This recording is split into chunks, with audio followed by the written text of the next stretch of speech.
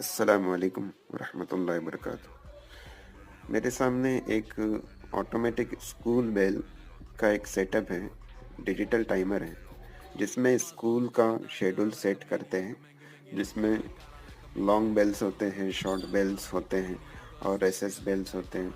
तो ये सारा टाइम टेबल शेड्यूल कैसे सेट करना है, ये मैं आपको अभी बताता हूँ। मेरे सामने जैसा कि आप देख रहे हैं कि एक स्कूल टाइमर है, जिसे हमें अभी सेट करना है। तो सबसे पहले अब ये स्कूल टाइमर ऑन है, तो मुझे एक टाइम टेबल दिया गया है स्कूल की तरफ से, तो उसे मुझे सेट करना है। तो उसमें समझ लीजिए सबसे पहला जो शेड्यूल है वो 8:30 का है। तो मुझे अभी और जो लॉन्ग